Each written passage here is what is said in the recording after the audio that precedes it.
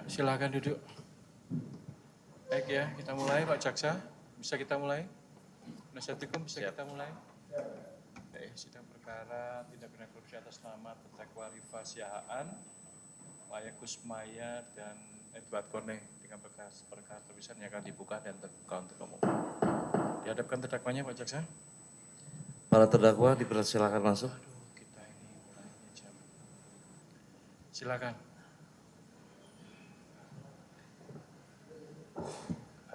Silakan duduk. Pak Rifa sehat hari ini? Sehat, alhamdulillah. Pak Maya, Pak Edward Korne sehat ya. Jadi mohon maaf nih karena memang ya persidangan kita di maraton. Jadi mohon maaf kalau kita mulainya malam, tapi tidak apa-apa nanti kalau memang tidak ya kita beri waktu yang layak untuk bertanya nanti. Baik, sesuai undangan sidang yang lalu agenda persidangan hari ini yaitu saksi mahkota ya. Jadi saling menyaksikan, saling menjadi saksi. Pak Rifa menjadi saksi dalam perkaranya Pak Maya, begitu juga sebaliknya Pak Maya dan Pak Rifa menjadi saksi dalam perkaranya Pak Edward dan sebaliknya begitu ya. Karena acara ini pemeriksaan saksi mahkota, jadi kalau tidak keberatan ini juga sekaligus nanti keterangannya juga akan menjadi keterangan terdakwa. Dan itu nanti pun akan kami buka kembali apabila ada tambahan-tambahan seperti tadi. Saya kira demikian, gitu ya. Karena sekarang ini pemeriksaan saksi mahkota, maka untuk para terdakwa kita sumpah untuk memberikan keterangan sebagai saksi, gitu ya. Untuk identitas, saya kira tidak perlu kami bacakan lagi karena memang sudah sesuai dalam sudah kita tanya awal pada saat jadi terdakwa. Saya kira sama anunya ya, jadi tidak perlu kami tanyakan lagi. Yang Muslim siapa? Oh Pak Maya saja ya. Oh iya. Pak Maya dengan Pak Maya, Pak Rifa ada hubungan keluarga dengan Pak Maya? Dengan Pak Edward Korne ada hubungan keluarga? Ada hubungan pekerjaan? Ada ya dulu ya. Baik. Kemudian sebaliknya Pak Maya dengan Pak Rifa dan Pak ada hubungan keluarga, tidak ada hubungan pekerjaan, ada ya? Baik. Kemudian Pak Edward Korne dengan Pak Rifa dan Pak Maya ada hubungan keluarga? Gitu ya. Tidak ada hubungan pekerjaan tapi ya. Baik, apa-apa. Kemudian bersedia bersumpah ya tentunya dan berjanji ya. Silakan untuk Pak Maya berdiri dulu, kita ambil sumpah menurut agama Islam. Ikuti lafaz sumpah yang saya pandu. Nanti saudara mengikuti. Kita mulai. Bismillahirrahmanirrahim. Demi Allah saya bersumpah sebagai saksi akan menerangkan yang benar. Tiada lain daripada yang sebenarnya. Ya, silakan duduk. Silakan Pak Rifa dengan Pak Edward. Pak Rifa agamanya Kristen Protestan. Kalau Pak Edward sama ya. Boleh merapat Pak Edward? Nah gitu, silakan tangan kiri di atas, Pak Anu nggak usah, Pak hanya Pak Rifa saja. Kemudian tangan dua gitu, oke ya, ikuti lafaz janji ya untuk agama kita berjanji. Kita mulai, atas nama Tuhan saya berjanji, sebagai saksi akan menerangkan yang benar, tiada lain daripada yang sebenarnya. Kiranya Tuhan menolong saya. Ya, silakan duduk. Sudah disumpah, berikanlah keterangan yang sebenar-benarnya ya. Sejujur-jujurnya. Baik. Pak Jaksa, ini sekaligus saja berarti ya? Sekaligus saja. Kira-kira berapa waktu, berapa lama? Maksimal 1 jam mungkin. 1 jam. Oke. Nanti kita jam 12 kita tutup sebentar ya, karena sudah berganti hari.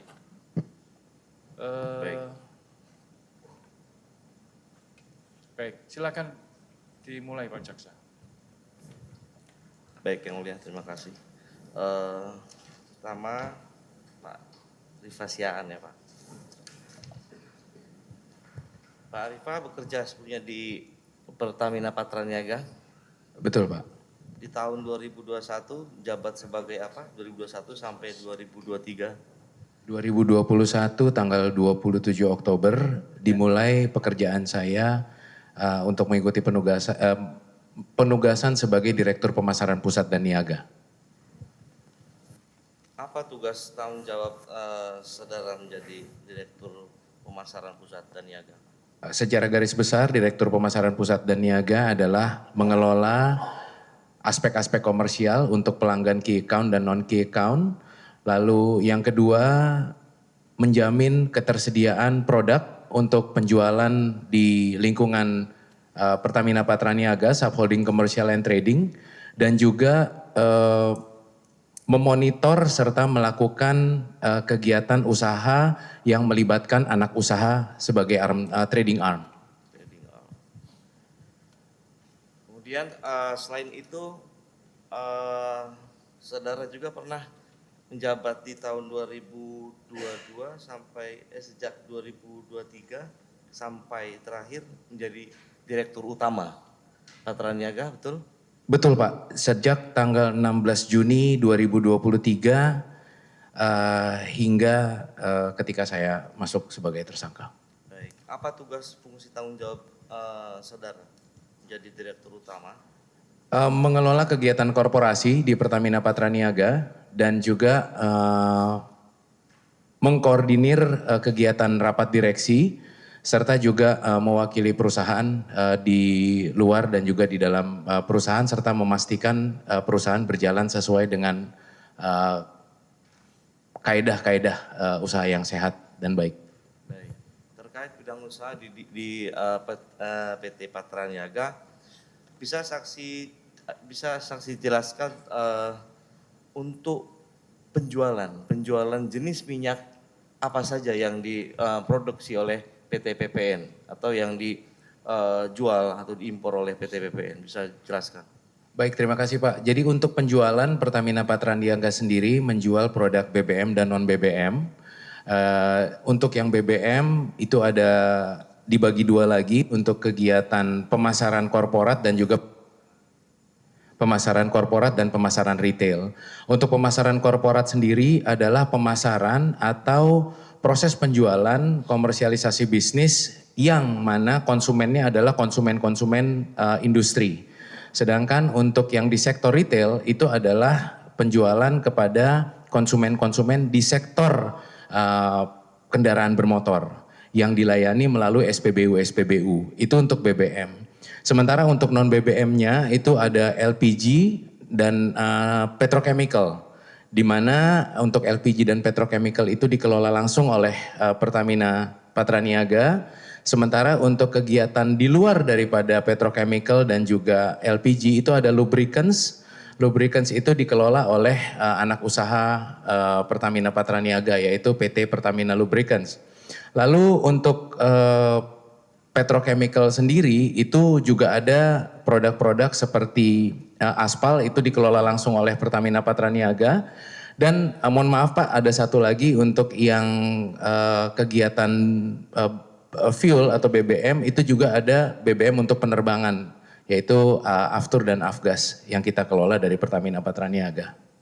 Dan untuk importasinya sendiri itu kita melakukan import untuk memenuhi atau balancing kebutuhan bahan bakar minyak domestik, khususnya untuk produk gasolin atau bensin bahan bakar. Baik, jenis gasolinnya apa saja? Ada RON 90 dan RON 92. Karena ketika saya bertugas itu kita sudah mulai melakukan import untuk produk RON 90 langsung. Oke. Sehubungan dengan keterangan saksi ya terkait mengenai pengelolaan penjualan di PT Pertamina, apakah produk yang didapatkan untuk penjualan tersebut berasalnya dari hanya impor atau domestik? Sumber produk yang kami pasarkan Pak itu ada dua. Yang utama kita juga mengambil atau melakukan sourcing melalui subholding lain yang ada di Pertamina Group, yaitu PT Kilang Pertamina Indonesia. internasional. Lalu untuk balance-nya atau untuk kurangannya, karena memang secara balance kita adalah balance impor Pak, baru nanti sisanya itu kita melakukan impor. Baik, untuk jenis BBM yang diimpor, ya itu apa saja jenisnya? Seperti yang kami sampaikan tadi Pak, sebagian besar itu adalah RON 92 dan RON 90. Baik, sewaktu saksi menjabat sebagai Direktur Pemasaran pada tahun 2022 ya, 2021 sampai 2023, apakah benar saksi pernah melakukan pengadaan waktu itu? Pengadaan untuk pembelian BBM dari luar? Iya Pak, pernah Pak. Baik, periodenya 2021, 2022 ya? 2021 akhir, di Oktober akhir hingga 2023. Baik. Bisa jelaskan oleh saksi mekanismenya seperti apa di dalam pengadaan untuk BBM impor ini? Secara garis besar Pak, untuk pengadaan BBM impor ini biasanya di setiap akhir tahun itu kita tentu saja mengajukan kuota impor berdasarkan data historical konsumsi atau importasi yang kita lakukan di tahun berjalan, dan itu menjadi kuota. Lalu di dalam kuota tersebut kita ajukan kepada Kementerian ESDM melalui Dirjen Migas, dan ketika kita mendapatkan kuota dari Dirjen Migas, kita melakukan proses tender untuk term sesuai dengan RKAP-nya perusahaan yang ditetapkan untuk tahun +1.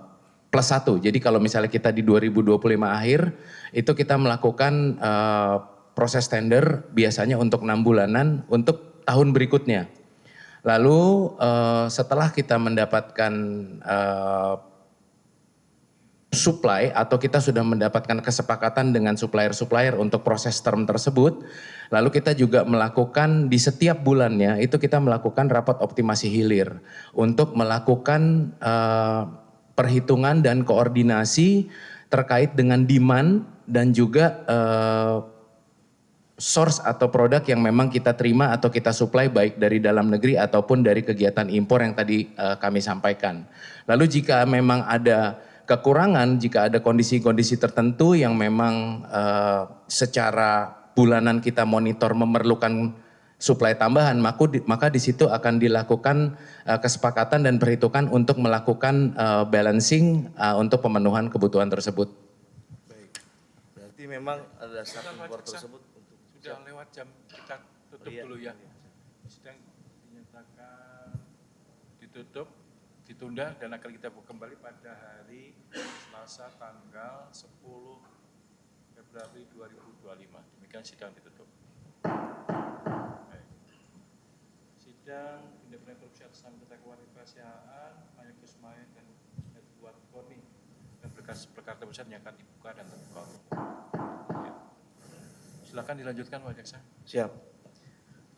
Berarti dasar volume untuk mengimpor BBM ini didasarkan oleh optimasi hilir, begitu seperti Awalnya RKAP Pak, karena kita ada target RKAP untuk volume yang harus kita capai dan kita pasarkan di tahun berikutnya atau di tahun yang +1 tadi. Kalau misalnya kita di 2025, berarti kita akan mengajukan kebutuhan impor, balance dari total produksi nasional dengan RKAP yang tadi ditetapkan. Jadi pada waktu di 2021 itu merujuknya acuannya di RKAP 2022. RKP 2022. Baik. Ini saya perlihatkan, sini ada memorandum 31 Oktober 2022 dari Direktur Pemasaran Pusat dan Niaga. Ini saudara yang menerbitkan ya? Betul Pak. Nah, bisa jelaskan terkait apa ini? Ini adalah penyampaian rencana strategi pengadaan gasolin series seperti tadi saya sampaikan Pak, bahwa di setiap akhir tahun atau di triwulan keempat di tahun berjalan itu kita mengajukan kuota kepada Kementerian ESDM berdasarkan rencana kerja dan anggaran perusahaan untuk tahun berikutnya. Jadi kalau ini di tahun 2022, maka kita akan melakukan proses pertama itu pengajuan kuota impor untuk tahun 2023 yang mana kita hitung berdasarkan RKAP dikurangi dengan rencana produksinya atau data historical produksinya rekan-rekan yang ada di kilang Pertamina Internasional. Dari sana itu kita mengajukan strategi atau rencana pengadaan atau rencana tender yang memang sesuai dengan kuota yang diberikan oleh Dirjen Migas dari Kementerian ESDM tersebut. Dan ini merupakan memorandum yang kami laporkan dan kami sampaikan kepada Direktur Utama untuk rencana tersebut. Kemudian dalam melaksanakan memo ini, hal apa saja atau apa saja yang dilakukan oleh strategi dari saksi selaku Direktur Pemasaran? Biasanya kalau misalnya ada penyampaian seperti ini Pak, ini sebenarnya tidak hanya by dokumen saja, tapi saya biasanya sebagai Direktur Pemasaran Pusat dan Niaga akan meminta rekan-rekan tim yang ada di bawah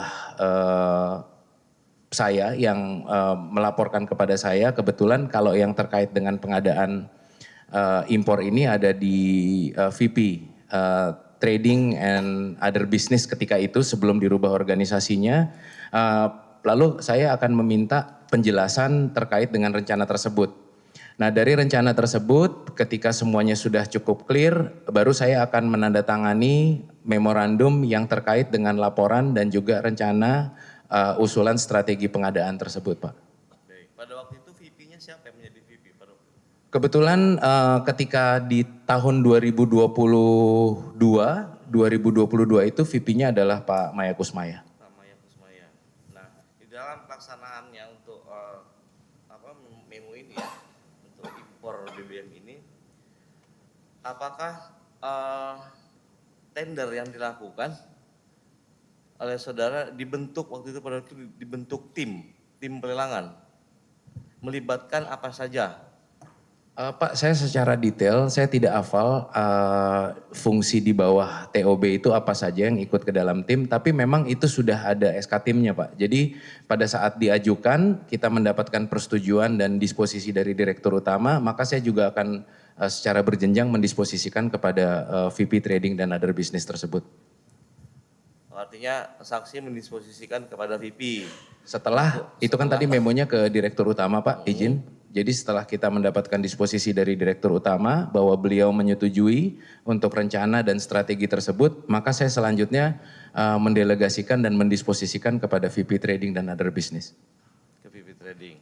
Nah nanti dari VP Trading itu dibentuk tim seperti itu maksudnya? Timnya sudah ada Pak, jadi itu baru nanti akan dimulai prosesnya di sana. Baik. Untuk timeline yang membuat siapa saksi? Kalau timeline itu dari, mohon maaf Pak, seingat saya itu dibuatnya dari tim sesuai dengan timeline kebutuhan dan strategi tadi, sehingga secara detailingnya itu ada di tim Pak. Di tim di bawah VP TOB, di tim tendernya Pak. Di tim tendernya ya. Nah waktu itu Pak Edward jabatannya sebagai apa? Dan dilibatkannya di dalam pengadaan impor BBM ini untuk 2021 ini apa? Beliau adalah manajer Pak, manajer, mohon maaf saya lupa nomenklaturnya, sebagai manajer dan beliau juga berperan sebagai ketua tim tender. Ketua tim tender ya. Di atas Pak Maya apa di bawah Pak Maya? Di bawah Pak Maya. Di bawah Pak Maya. Pak Edo itu report ke Pak Maya report ke saya. Baik. Ini kan tender untuk 2022 ke 2023 ya. Tender yang dilakukan di 2022 untuk kebutuhan 2023. Untuk kebutuhan 2023. Baik. Jenis yang jenis pembeliannya pakai spot atau term? Untuk proses awal itu kita pasti akan masuk ke term Pak. Term. Untuk jenis yang dilelangkan waktu itu apa saja Pak? Seingat saya RON 92 dan RON 90. RON 92, RON 90.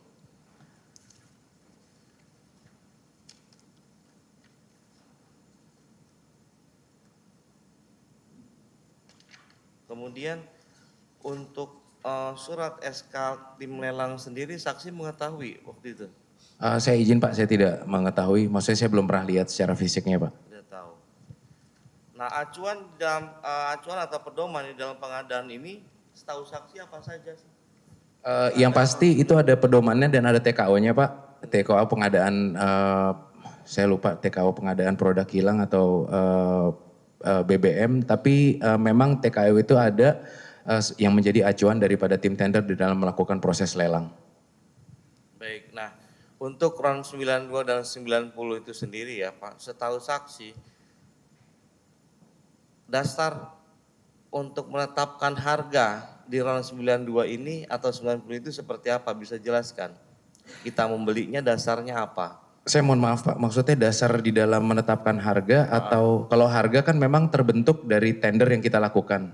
Tapi ini maksudnya kira-kira apa HPS-nya atau apanya? HPS-nya. Kalau HPS-nya itu dilakukan oleh tim market analyst, tim melakukan HPS. Dan kalau misalnya seperti di beberapa persidangan sebenarnya sudah disampaikan oleh saksi fakta juga bahwa memang untuk RON 92 itu ada publikasinya, tapi kalau untuk RON 90 itu tidak ada publikasinya. Sehingga kita menggunakan publikasi RON 92 yang dengan formula tertentu itu akan ada premium alpha discount untuk mengkompensasi kekurangan atau RON yang memang berada di bawah dari publikasi tersebut. Jadi sejak tahun berapa memang PT Pertamina ini khususnya Patraniaga untuk RON 90 ini dilakukan tadi percampuran tadi? Artinya tidak mendapat publikasi ya? Enggak, gini Pak, sebenarnya ini jangan sampai kita mispersepsi, bukan kita melakukan pencampuran, tapi untuk pembentukan HPS, karena memang publikasinya yang ada adalah publikasi 92, sehingga untuk mendapatkan publikasi atau mendapatkan harga acuan yang menjadi owner estimate atau HPS-nya RON 90, itu menggunakan formula dari resep-resep yang memang ada untuk melakukan pengurangan atau diskon terkait dengan perbedaan RON tersebut Pak. Oke. Tadi saksi menerangkan terkait alfa ya. Alfa di dalam HPS untuk pengadaan ini ya. Bisa terangkan apa maksud alfa dan HPS? Alfa itu sebenarnya satu kesatuan dengan publikasi Pak. Jadi itu tidak terpisahkan. Karena alfa itu sendiri mencakup di dalamnya biaya-biaya yang ada di dalam membentuk atau membuat produk tersebut. Jadi ada proses blending, ada juga transportasinya di situ, penyimpanan, yang memang itu menjadi satu kesatuan dari angka publikasi itu sendiri. Jadi dia tidak berdiri sendiri Pak.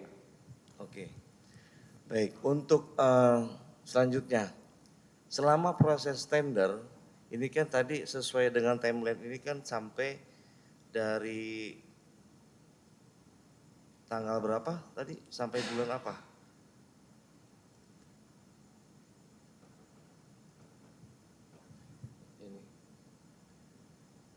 Ini metode pengadaan yang digunakan apa pada waktu itu, saksi? Ini kan memang seperti tertulis di sini ada pelelangan khusus, ada pemilihan langsung. Di mana kalau untuk pemilihan langsung ini biasanya untuk kargo-kargo yang besar, karena memang ini terkait dengan upaya kita untuk menyaring agar supplier-supplier yang ikut serta di dalam proses pemilihan langsung ini adalah supplier-supplier yang memang punya kapabilitas dan juga punya kemampuan Pak.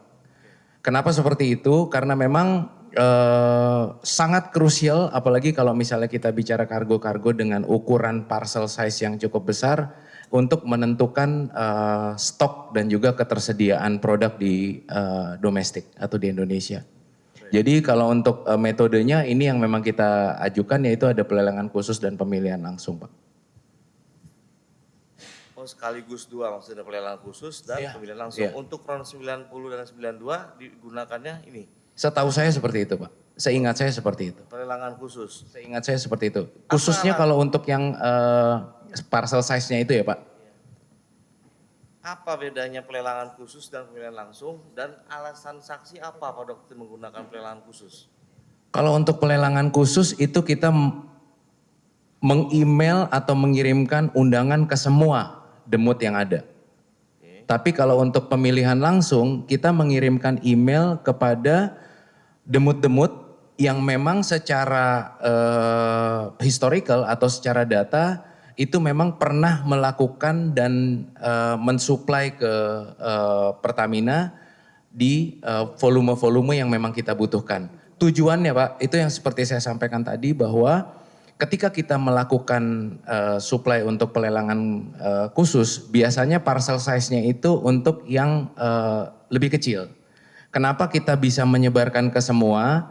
Karena kalau untuk yang lebih besar tadi Pak, ini sangat krusial. Begitu misalnya ada kesalahan operasional atau mungkin kargonya terlambat datang atau bahkan kargonya tidak datang, ini akan berdampak langsung ke stok nasional.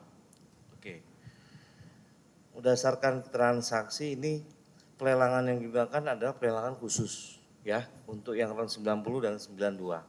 Nah bisa saksi terangkan ada berapa setahu saksi demut yang waktu itu ditawarkan oleh Pertamina Patraniaga? Saya mohon maaf Pak, saya tidak ingat secara detail, tapi seingat saya jumlah demut itu memang ada di atas 120-an. 120-an, sementara untuk demut-demut yang memang kita undang ke pemilihan langsung itu mungkin lebih sedikit dari 120-an ke atas itu Pak. Karena memang kita melihat demut-demut yang memang pernah melakukan supply dan secara operasional tidak pernah bermasalah. Seperti itu Pak. Baik. Ada berapa demut tadi? Sekitar kurang lebih? Kalau yang untuk di pelelangan khusus itu di atas 120 demut Pak, seingat saya. Yang waktu ya 2000 yang tender ini? Saya kebetulan tidak ingat karena saya tidak ikut langsung ke dalam proses itu Pak. Selama proses tender, saksi mengetahui kan untuk proses tender ini dilakukan oleh ketua tender sendiri, manajer ya waktu itu Pak Edward Korni waktu itu. Betul, sebagai ketua tim lelang Pak. Nah, selama proses tender apakah saksi menerima ada laporan dari secara berjenjang ya dari Pak Edward ke Pak Maya kemudian ke Pak Rifa ya terkait masalah proses tender ini sebelum adanya calon pemenang seperti itu? Tidak ada Pak. Tidak ada. Nah apakah pada waktu itu saksi pernah mendengar atau mengetahui terkait ada panitia yang melakukan komunikasi di luar dari aturan atau di luar dari pedoman yang sudah diterapkan tadi yang Pak Rifa sampaikan ada pedomannya, ada TKO-nya seperti itu. Saya tidak tahu Pak untuk proses ini. Tidak tahu. Untuk pedoman sendiri saksi tahu yang digunakan untuk ini. Saya pernah lihat ini. Pernah lihat ini kan? Ini siapa yang membuat setahu saksi? Ini yang membuat waktu itu kalau pedoman itu dari level VP Pak. Level VP? Direktur kalau saya nggak salah. Tapi saya belum pernah lihat siapa yang menandatanganinya. Di rootnya pada waktu itu siapa Pak? Tahun 2022 ketika itu Pak Alfian Nasution Pak. Alfian Nasution. Nah setahu saksi apa saja yang tertuang di dalam pedoman pengadaan ini terkait mengenai pengadaan impor? Secara detail saya tidak ingat Pak, tapi yang pasti juga mengatur terkait dengan pedoman pada saat kita melakukan negosiasi dan klarifikasi. Nah, setahu saksi di dalam aturan mengenai proses tender ini kan para demut ditawarkan, diberitahu, diumumkan kan oleh Pertamina. Kemudian demut sendiri masing-masing peserta ini mengirimkan melalui email. Ya, setahu saksi untuk komunikasi yang resmi dari Pertamina itu apa sih? Komunikasi yang resmi itu melalui email Pak. Melalui email. Nah ada istilah namanya penjajakan, terus negosiasi. Itu setahu saksi seperti apa? Pak saya mencoba menjelaskan sesuai dengan apa yang saya pahami. Bahwa yang dimaksud dengan jalur komunikasi resmi adalah komunikasi email.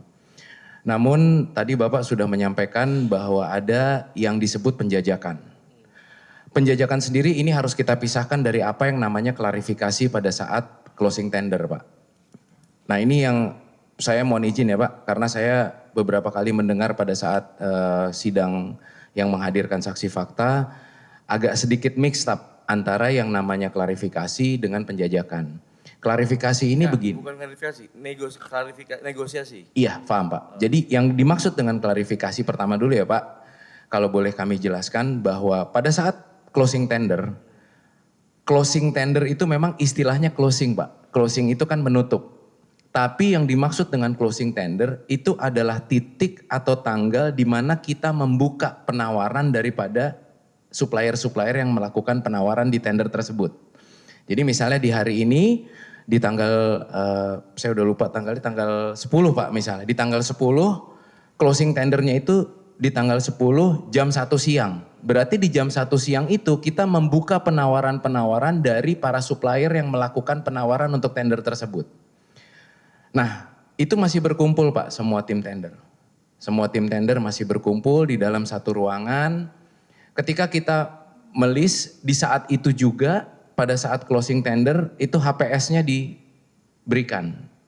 Jadi HPS itu diberikan pada saat closing tender. Baru pada saat dibuka dilakukan listing atau di pengurutan Pak. Dilakukan pengurutan siapa-siapa saja yang berada di bawah HPS.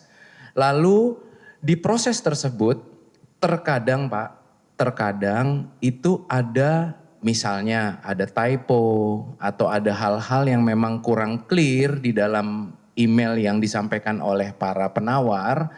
Di situ dilakukan yang namanya klarifikasi menggunakan alat komunikasi yang ada di ruangan. Setelah semua dilakukan klarifikasi dan clear, misalnya Pak, dari 100 yang kita undang, yang melakukan penawaran itu ada 60 misalnya Pak. Ternyata dari 60 tersebut kita lihat HPS-nya. Dari 60 yang melakukan penawaran, 30 masuk HPS Pak. Setelah kita lakukan klarifikasi. Nah, setelah semuanya clarified atau sudah bisa dijelaskan dengan tadi yang metode menggunakan alat komunikasi yang ada di ruangan tender Pak, clear, ada 30 yang masuk ke HPS, selesai, maka setelah itu tim tender itu akan membubarkan diri. Baru masuk proses yang namanya penjajakan Pak. Nah proses penjajakan ini dapat dilakukan menggunakan alat-alat komunikasi atau bahkan bertemu langsung proses penjajakannya.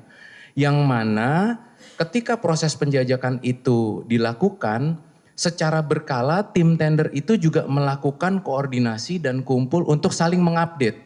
Dan proses mengupdate itu Pak tujuannya adalah menjaga keselarasan dari apa sih yang sebenarnya kita butuhkan. Nah, di dalam proses pertemuan atau koordinasi yang secara berkala, itu dibahasnya misalnya Pak, saya mengambil contoh dari Pak Edward, misalnya mendengar laporan dari timnya, oh ini kita tadi melakukan, karena setelah ditugasin, oke, kamu A akan ketemu dengan trader ini, supplier ini, kamu ini. Nanti semuanya akan report. Kira-kira arahannya akan seperti apa, targetnya akan seperti apa itu ditetapkan. Itu namanya penjajakan. Setelah masing-masing tim itu sepakat atau mendapatkan persetujuan dari supplier-supplier yang mereka temui atau mereka hubungi, maka nanti dari supplier tersebut akan melakukan konfirmasi melalui jalur komunikasi resmi yang melalui email Pak. Itu penjajakannya dilakukan melalui alat komunikasi yang bisa melalui telepon atau bisa melalui chatting atau bisa melalui pertemuan langsung. Namun setelah ada kesepakatan sesuai dengan apa yang ditargetkan oleh tim, itu nanti dilakukan komunikasi atau konfirmasi melalui jalur komunikasi yang resmi yaitu melalui email. Seperti itu Pak. Baik. Nah, selama tender itu berjalan, apakah saksi tahu terkait mengenai istilah negosiasi itu disampaikan kepada, apakah saksi negosiasi itu disampaikan kepada calon pemenang ya, melalui tadi itu di luar saluran dari pedoman, kemudian bertemu di luar seperti itu. Terus tim tender itu ada laporannya masuk ke saksi atau ke berjenjang ke VP seperti itu.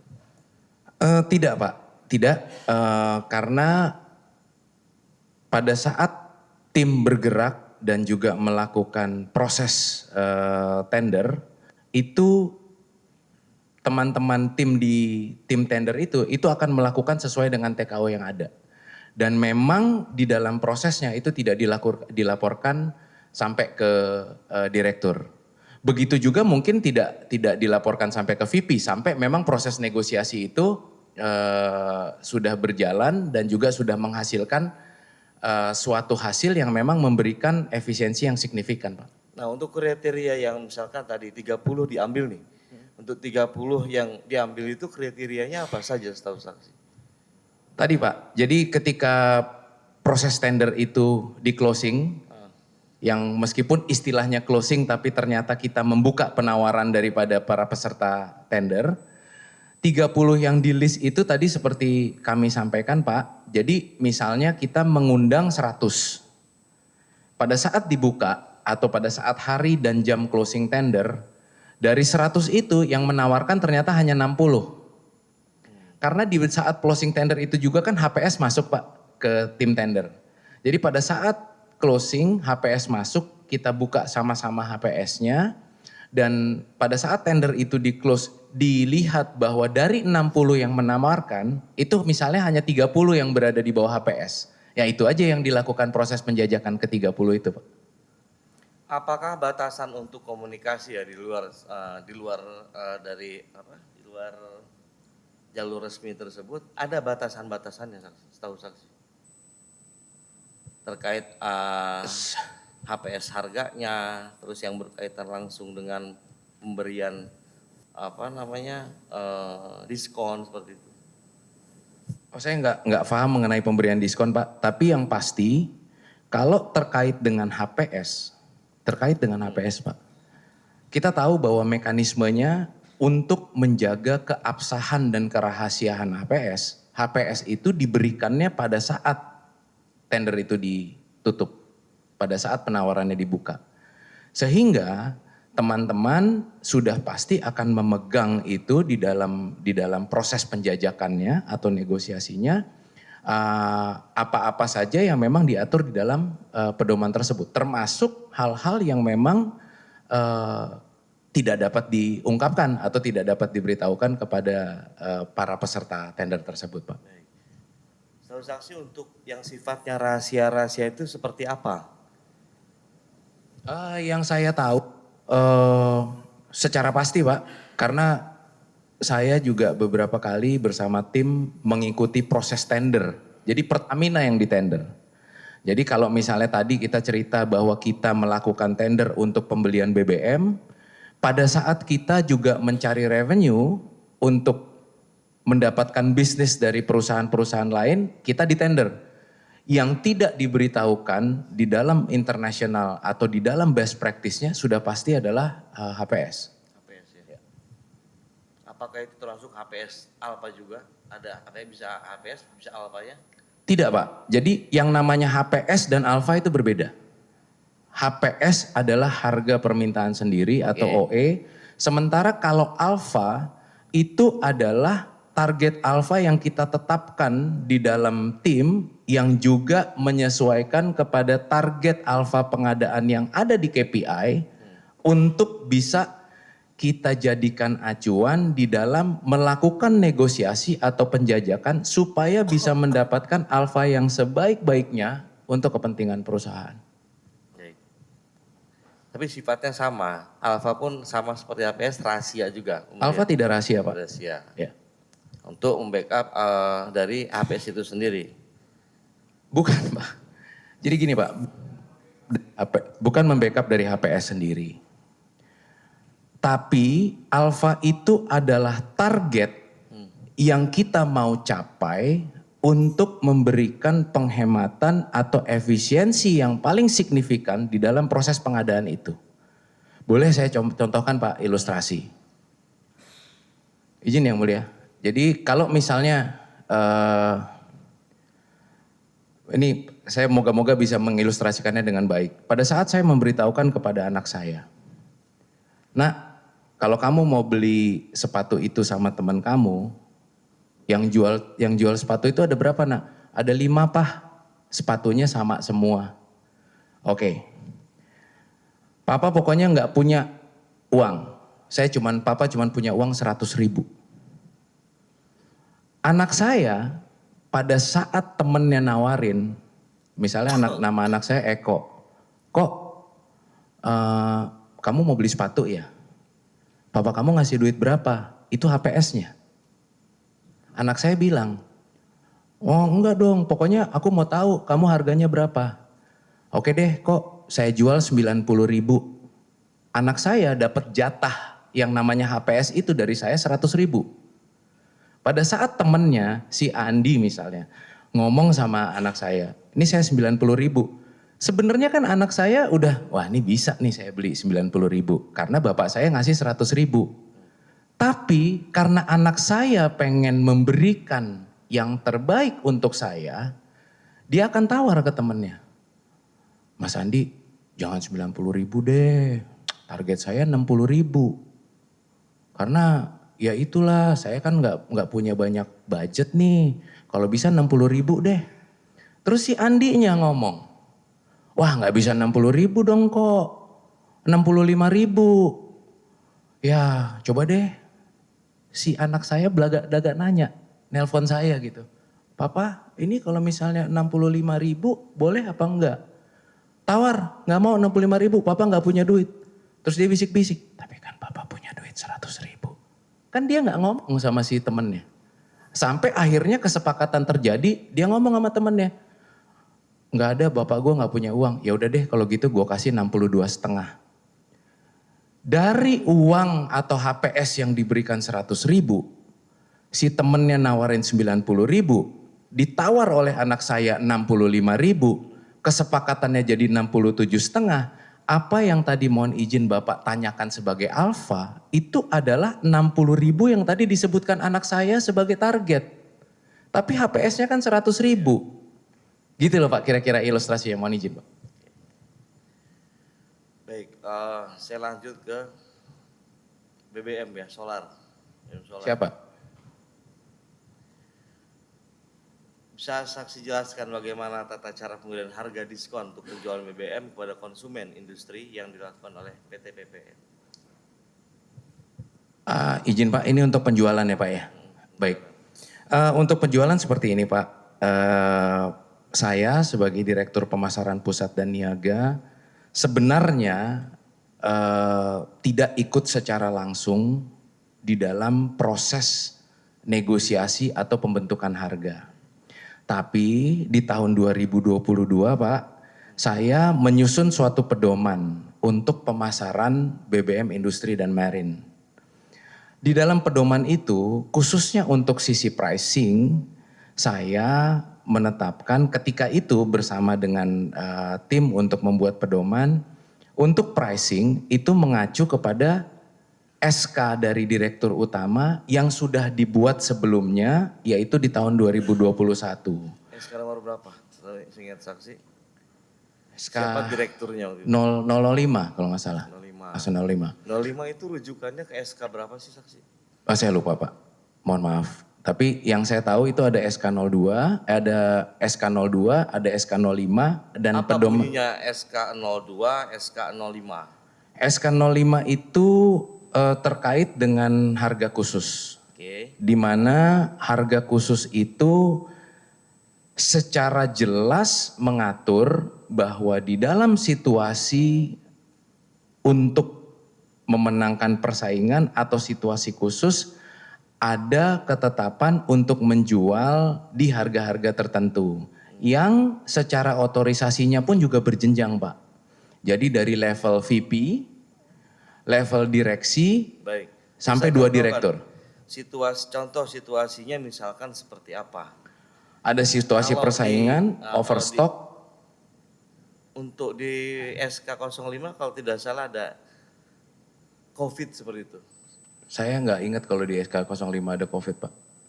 Ada pertimbangan di situ salah satunya karena situasinya waktu itu COVID. Bentar.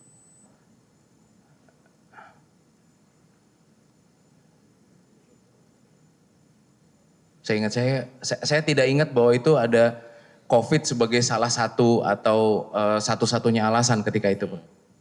Baik, nanti saya perlihatkan ya.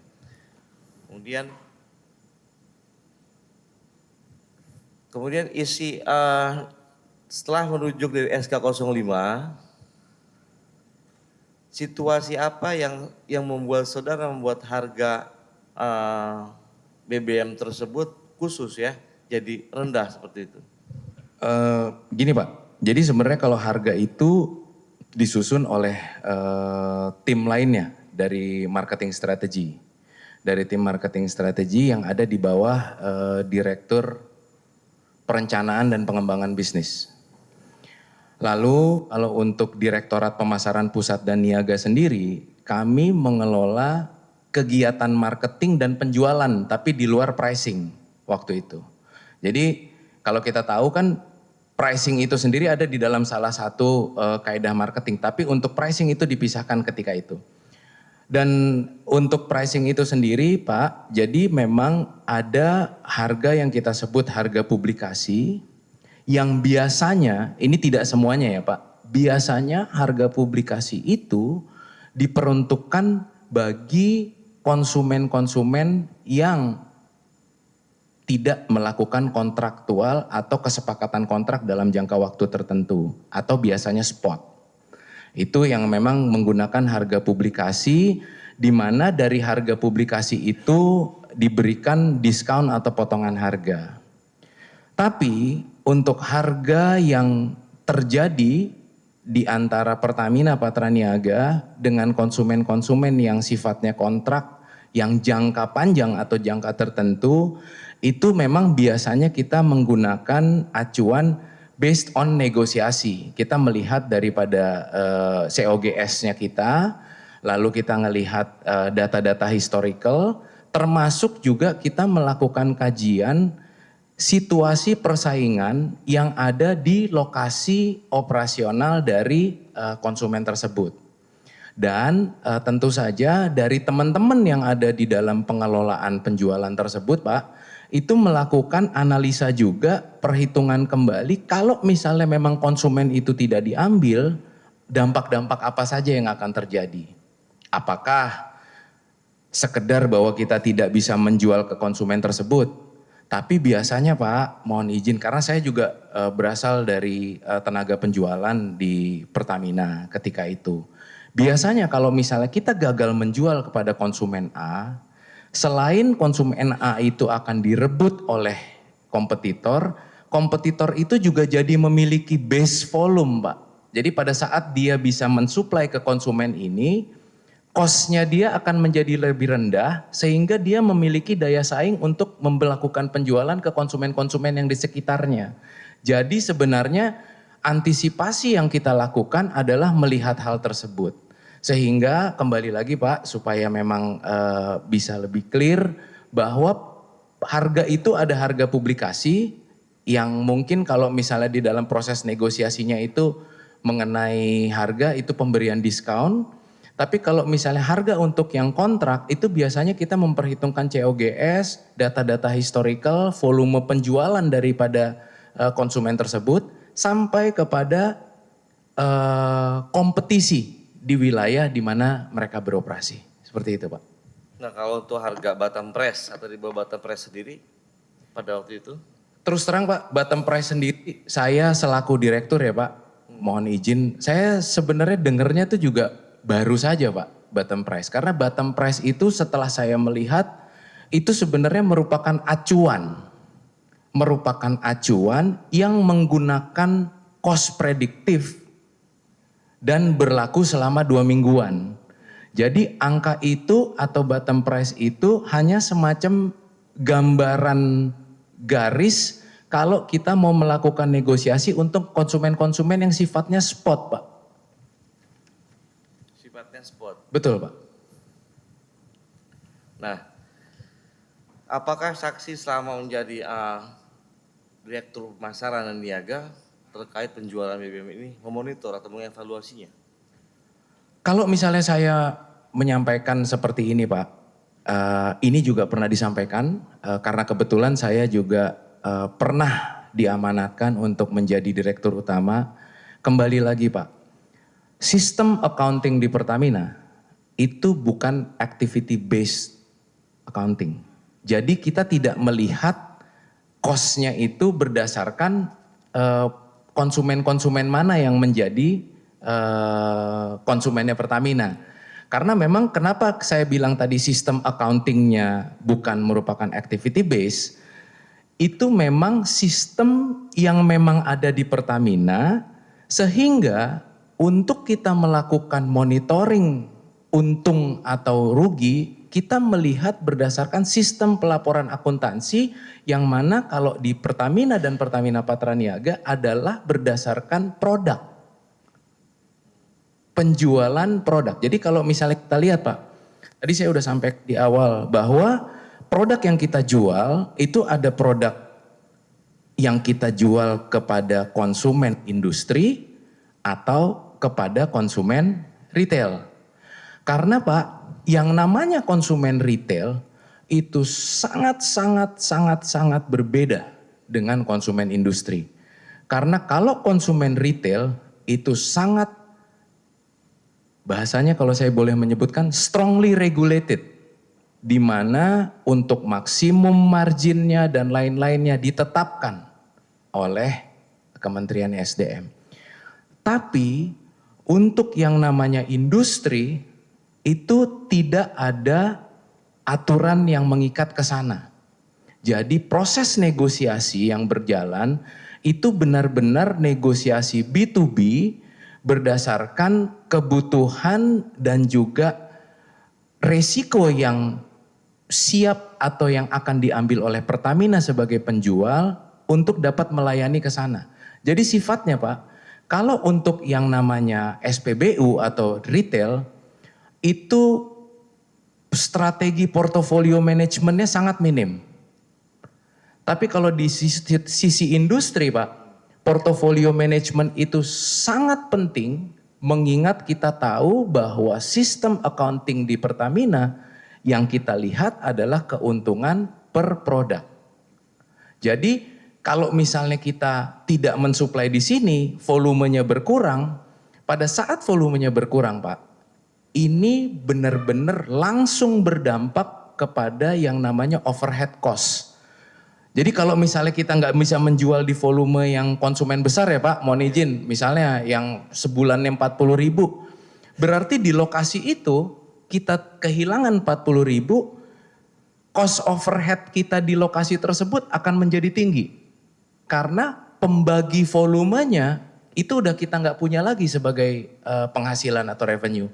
Ditambah Pak, pada saat kita tidak bisa menjual, ada potensi kehilangan bisnis di sekitar itu karena kompetitor yang mensuplai 40.000 yang tadi seharusnya kita suplai, secara overhead cost dia akan turun. Berarti competitiveness-nya mereka atau kompetisinya mereka, kekuatannya akan semakin bertambah. Nah, kami Pak dari Direktur Pemasaran Pusat dan Niaga memikirkan sampai ke titik itu.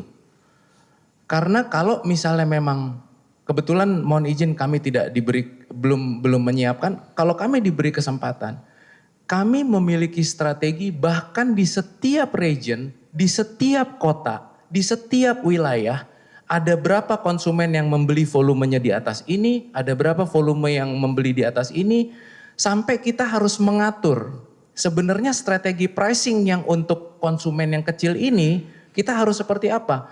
Sampai Pak, ada satu strategi pada saat kita memutuskan untuk oke, ini bukan konsumen kita.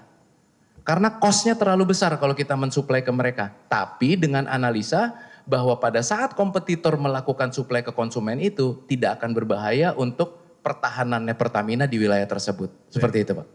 Oke, berikutnya untuk penandatangan perjanjian ya. Siap. Kontrak. Selama saksi menjabat sebagai direktur pemasaran, pada saat penjualan tersebut ada beberapa perusahaan yang ditandatangani oleh saksi pada waktu itu ya.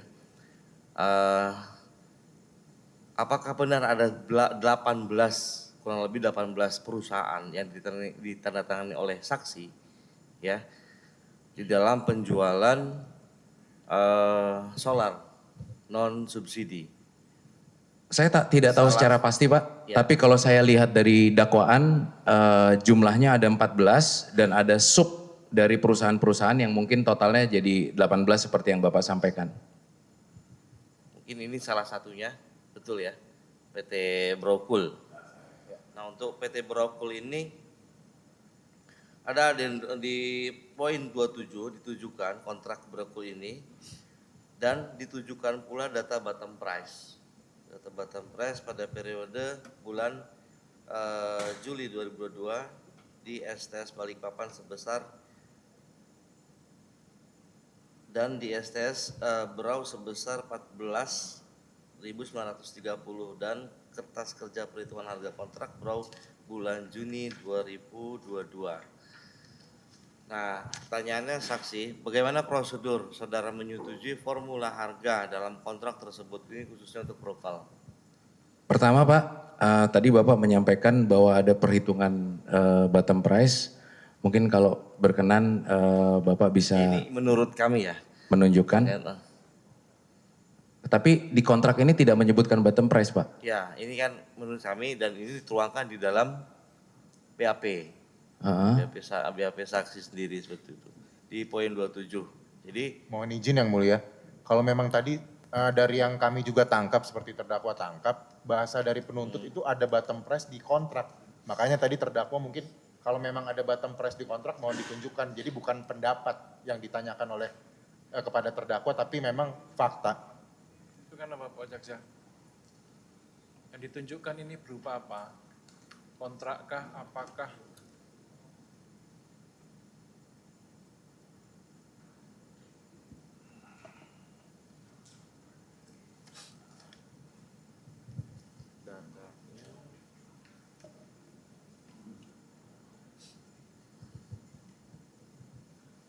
sesuai di BAP ada poin-poin pertanyaan ya di dalam kontrak berdasarkan Jaksa. data kontrak ini kertas kerja harga STS Penuntut umum. Balikpapan. Maksudnya ini ditanya dulu, ini yang ditunjukkan ini apa? Tahu? Ini kontrak PT PPN dengan PT Brokul. PPN dengan Berukul tadi ya. Ya, Terus sehubungan dengan yang ditampilkan ini pertanyaannya apa? mengenai harga ada terdapat bottom price. Di Saya dalam nggak PT yakin ada Brokul. bottom price di kontrak ini Pak, mohon maaf. Menurut saksi ini tidak ada menentukan bottom price. Izin yang mulia, karena Bukan, bottom price pertanyaan itu saya- tidak ada Pak. Pak Jaksa bisa tunjukkan nggak ada tentang bottom price dibahas di situ? Biar clear.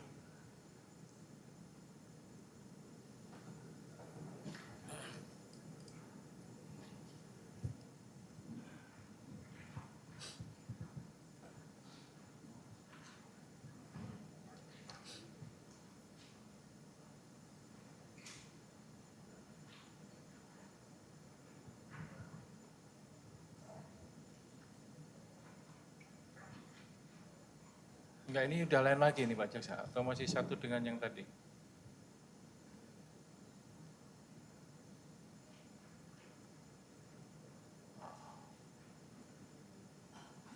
Bisa di sebentar ya mulia, sembari Oh sambil dicari silakan ditanyakan yang lainnya. Ya, Izin dilanjutkan. majelis sembari kawan kami mencari data atas Ya, kontrak ya, ya. tersebut. Saya ingin Silakan. tanya sama saksi ya, saudara saksi ya. Tes. Iya Pak. Tadi saudara saksi berikan keterangan bahwa dalam proses pelelangan khusus gasolin ya, itu laporannya berjenjang ya dari Pak Edward selaku manajer atau panitia pengadaan ya, lapor ke Pak Maya. Pak Maya lapor ke Pak Rifa ya. Khusus pengadaan lelang gasolin RON 90 dan RON 92 periode Oktober 2021 sampai dengan Juni 2023, setahu saksi itu peserta lelangnya ada berapa? Izin Pak, tadi seperti saya sampaikan, saya lupa Pak, karena kebetulan saya tidak ikut di dalam proses pelelangan tersebut. maksud Tapi saya- kalau demutnya sendiri jumlahnya itu di atas 120 Pak. Enggak, maksud saya ikut lelang dalam kegiatan khusus gasolin RON 90 dan 92. Tadi kan katanya dari Pak Edward, Pak Maya lapor ke saudara berjenjang tuh. Yang pada saat itu yang saya tanyakan, yang ikut lelang kegiatan tersebut berapa demut? Saya lupa Pak, hanya Apakah mungkin 120 tersebut ikut lelang atau hanya beberapa demut saja? gini Pak, kalau misalnya boleh saya jelaskan. Ah, Jumlah demut yang 120 itu di atas 120, saya juga nggak ingat ya, pastinya. 120 Pak. Saya Itu adalah demut yang diundang Ya. untuk ikut proses lelang.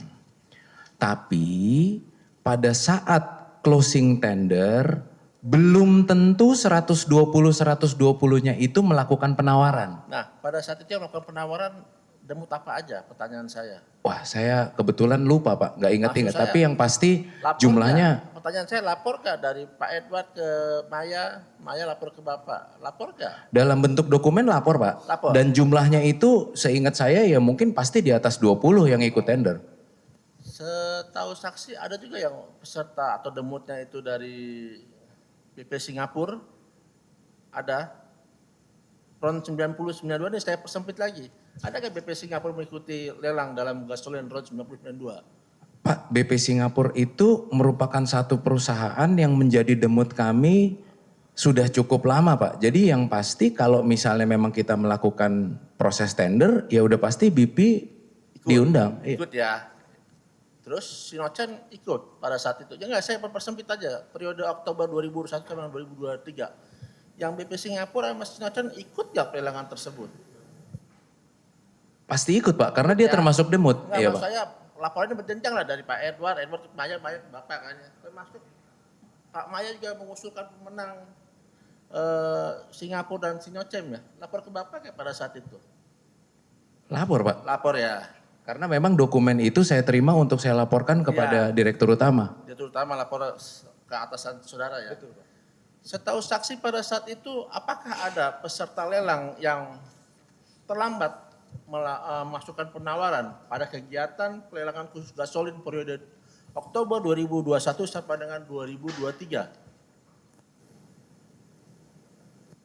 Tidak ada Pak, Tidak ada laporan ya? tidak ada. Enggak berlapor, Pak Edward, Bapak Maya, bosnya ada yang terlambat nih melakukan penawaran. Pada saat itu enggak ada ya? Izin tidak ada Pak. Setahu saksi, saksi kenal gak dengan Ferry Mahendra? Saya baru mengetahui Ferry Mahendra ketika beliau duduk di tempat ini. Pada saat yang tadi saya bilangkan periode Oktober 2021 sampai dengan 2023, ada laporan enggak dari Pak Edward ke Pak Maya ke saudara? Ini ada temannya Pak Edward, Ferry Mahendra. Lapor kegiatan apakah? Ada laporan enggak? Izin tidak ada Pak. Tidak ada, baik main golf kah atau terima hadiah kah? Tidak ada Pak. Tidak ada ya. Jadi tidak 100% dilaporkan semua dari Pak Edward ke Pak Maya ke saudara saksi ya. Konteks pelaporan yang saya sampaikan adalah pelaporan proses tender dan juga hasil tender Pak. Iya. Setahu saksi, apakah dalam proses tender itu ada ruang khusus Pertamina melakukan kegiatan tender tersebut? Maksudnya ruang khusus gimana Pak? Di PPN ada ruang khusus nggak tender? Kan ada apa? Alat kayak email kah atau alat komunikasi. Kalau peserta lelang hanya bisa melalui email atau melalui HP yang disediakan oleh Kata Niaga. Mohon izin yang mulia, saya kira yang ditanyakan oleh penuntut umum tadi sudah dijelaskan itu proses klarifikasi di ruang tender. Enggak, maksud saya mau tanya ini apakah ada di situ kegiatan apa ruangan tersebut? Saksi tahu nggak saksi? Lebih spesifik lagi, maksudnya alat itu alat yang bagaimana? Mas? Alat dari Partai Niaga itu ada alat berbentuk khusus terima email ataupun HP yang untuk komunikasi dengan para peserta lelang. Baik Pak. Terima kasih. Izin Pak, izin yang mulia. Ada Pak, itu di ruangan tender itu kan ada komputer tender Pak. Komputer tender ya. Itu connect dengan sistem aplikasi yang bisa dilihat oleh Bisa Pak, di sistem audit karena proses internal, di dalam proses itu internal audit pun juga memonitor Pak. tadi juga dari keterangan saksi yang saya catat itu banyak saingan ya, khusus solar non subsidi ya. Kan ini sebagai peserta kan Pertamina PPN ya. Oke, Untuk ini industri tertentu. ini berarti kita pindah diskusinya ke penjualan ya Pak ya. Penjualan. Baik. Kalau di penjualan solar non subsidi Pak, ada beberapa yang saya ingat betul Pak. Ya, sudah ingat ya. Ada maksudnya ini kan Patra Niaga ini sebagai peserta ya. Karena yang butuh yang sebagai panitia pengadaan dari perusahaan luar ini. Gini Yang Pak, tadi Brokol. jadi Patra Niaga ini sebagai supplier solar non subsidi. Kompetitor Pertamina Patra Niaga ada beberapa perusahaan, mungkin saya nggak sebutkan satu persatu Pak. Dan proses untuk perikatan kontraktual atau komersial itu ada yang kami mengikuti tender. Contohnya kayak Pama Persada, Adaro, lalu juga tadi yang mungkin Pak Jaksa tunjukkan Braukol, itu melakukan tender selama seingat saya 3 bulanan. Dan peserta tendernya itu ya semua perusahaan-perusahaan yang memiliki izin niaga umum yang ada di Indonesia Pak. Jadi dalam hal ini Pertamina beserta perusahaan yang punya izin selaku peserta tender. Betul Pak. Nah, dalam hal ini untuk strategi pemasaran pasti ini perusahaan-perusahaan tersebut di luar Pertamina punya harga masing-masing nih ya. Saya rasa seperti itu Pak. Nah, jadi yang saya catat yang sidang yang lalu tuh, walaupun kami jual murah, yang penting pangsa pasar bisa kami kuasai. Mungkin mohon izin ya Pak. Nah, Karena kebetulan saya sebagai pelaku di bisnis pemasaran industri dan kalau saya flashback pada saat saya masuk ke Pertamina saya ada tenaga penjual di BBM Industri. Saya agak concern kalau misalnya Bapak menyampaikannya jual murah yang penting dapat pangsa pasar. Tapi sebagai satu perusahaan hal yang paling penting Pak yang harus kita jaga adalah market share. Pangsa pasar itu harus kita jaga untuk menjaga going concern dan kelangsungan bisnis sebuah perusahaan. Bagaimana cara kita menjaga pasar? Banyak strateginya Pak. Kalau di marketing udah pasti ada 4 pilar. Ada promosi, ada harga, ada produk, ada bagaimana caranya kita mendistribusikan produk tersebut. Harga itu ada di dalam 1 dari 4 komponen utama di pemasaran. Sehingga Pak, sebelum kita masuk ke harga, hal-hal yang ditawarkan oleh Pertamina ketika Pertamina masuk ke pasar bebas di industri di Republik Indonesia ini adalah bagaimana caranya kita meningkatkan kapabilitas supaya memang bisa memenuhi harapan daripada konsumen. Contohnya Pak, kualitas produk. Lalu tenaga penjual yang siap 24 jam menerima komplain dan juga menerima permintaan daripada pelanggan. Lalu ada term-term dari keuangan yang mungkin dibutuhkan. Misalnya Pak Rifa, saya butuh bayarnya 15 hari. Saya nggak mau bayar langsung. Saya harus mengkonsultasikan dengan keuangan. Lalu misalnya Pak Rifa, saya tidak mau ngambil produknya sendiri ke depot. Pokoknya yang saya mau Pak Rifa antar ke tempat saya cuman pesen nganter, bayarnya 15 hari. Banyak hal yang perlu dirubah Pak dari sisi pelayanan di Pertamina hingga Pertamina berdiri tegak seperti sekarang ini. yang saya ingin tanyakan, tadi kan sudah jelaskan tuh strategi kayak pemasaran.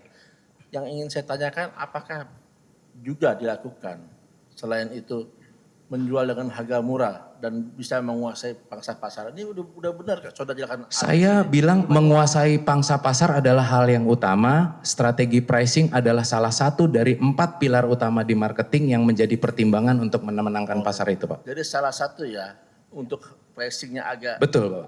law gitu ya. Betul Bapak. Istilah orang Cina, mohon maaf nih, lebih baik jual rugi lah, yang penting banyak konsumen. Tidak Pak, Tidak ya? tidak. Untuk sementara cukup majelis. Izin klarifikasi yang tadi. Ini data yang saya maksud tadi, ini berasal dari BPK. Oh, oke. Ya, audit dari BPK. Dan di poin 27 ini memang terjawab oleh saksi sendiri bahwa saya tidak mengetahui adanya nilai bottom price seperti itu ya. Saya baru mendengar button price secara istilah, secara familiar adalah pada saat ini. Tapi kalau Bapak menanyakan data ini seperti ketika Bapak-bapak atau tim ahli dari BPK ada duduk di tempat ini, kami menjelaskan bahwa bottom price itu adalah prediktif dan ini belum menjadi real cost yang memang terjadi untuk produk itu di lokasi tersebut, di periode tersebut, Pak.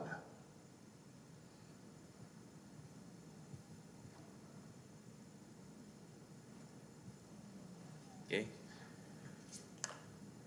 Cukup untuk terdakwa Rifa. Suksesi Rifa. Pak Rifa cukup ya, tinggal Pak siapa? Pak Maya. Maya. Masih kuat, Masih yang mulia. masih kuat. Hakimnya yang tidak kuat. Lanjut besok aja. Iya, kita udah dari siang. Sidang itu tipikor itu dari siang. Untuk menjaga semuanya, artinya dalam menerangkan pun kok sambil ngantuk kan juga nggak enak. Ya kan? Kalau kita tunda saja besok bagaimana? Gitu ya. Kita mulai karena besok juga ada tipikor juga yang lain yang jilid 2. Kita buka, saya nggak berani bilang 4:30, tadi 4:30 kita udah siap, Pak Jaksanya belum siap. Jadi kita jam 7 kita mulai, 7 malam. Gitu, karena artinya kalau jam 7 ya jam 7 siang. Hari ini yang mulia, jam 7 malam hari ini. Hari ini, ya sorry maaf salah. Hari ini jam 7 ya, jadi minimal kan kalau ini istirahat sudah cukup untuk istirahat. Ya, sampai jam 9 sampai jam 10 tidur masih bisa. Kalau kita kan sudah masuk kantor lagi. Ya, kita juga perlu, hakimnya juga perlu jaga kondisi sudah mulai demam-demam ini. Itu ya. Pak Jaksa, kita skors, bukan kita tunda, kita skors hari ini sampai jam, soalnya besok itu saksi 4 ya, untuk yang jilid 2 ya. Hah? Jam berapa kira-kira? Jam 5. Bisa Pak, jam 5. Kemarin saya minta jam 5, tadi jam 5 baru OTW. Jam 5 besok jaga-jaga, yang jilid pertama, jilid kedua itu selesai lebih cepat. Jadi waktu kita lebih panjang, musim sampai malam juga kita waktunya masih panjang. Kita diburu-buru. Itu loh, bisa nggak Pak Jaksa? Jam 5 sudah ada, tadi jam 5 masih OTW katanya. Pak Jaksa, bisa, Kami bisa. jam 5. Artinya menjaga-jaga kalau yang jilid kedua sudah selesai, kita sambung ini. Jadi waktunya panjang, Pak Jaksa panjang, penasihat hukum panjang, nggak diburu-buru, gitu ya. Jelas, baik untuk itu sidang kita skors dan akan kita buat kembali hari ini jam 17 WIB ya. Demikian sidang diskors.